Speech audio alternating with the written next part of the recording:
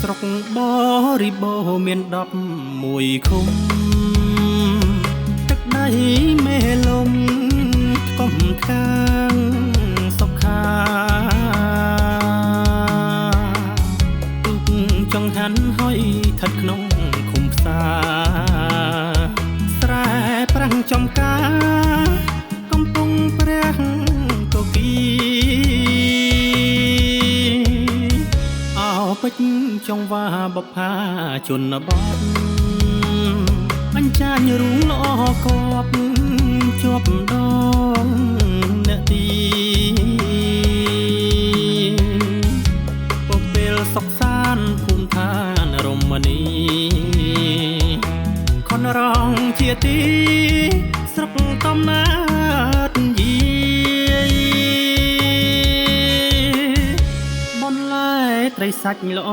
ផ្ដាច់ធម្មជាតិបងប្អូនផៅញាតកុំភ្លេច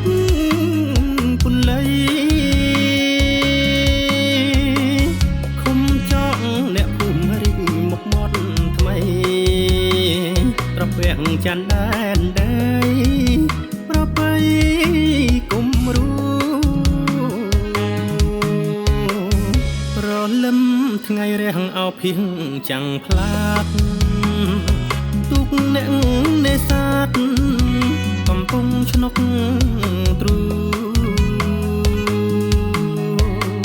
ស្រុកបរិបូរណ៍ប្រវត្តិយេយូ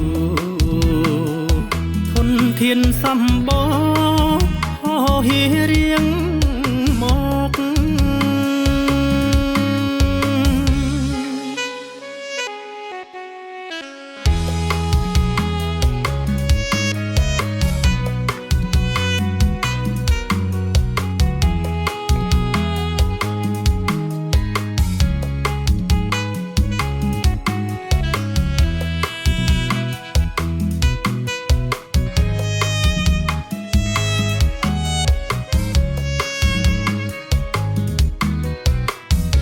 បន្លែត្រីសាច់ល្អផ្ដាច់ធម្មជាតិបងប្អូនផៅញាតកុំភ្លេចពន្លៃឃុំចង់អ្នកភូមិរិចមុខមាត់ថ្មីត្រពាំងច័ន្ទដែនដីប្របីគុំរូរលឹមថ្ងៃរះអោភៀងចាំងផ្លាតទុកអ្នកនេសាទកំពុងឆ្នុកទ្រូស្រុកបរិបូរណ៍ប្រវត្តិយេយូ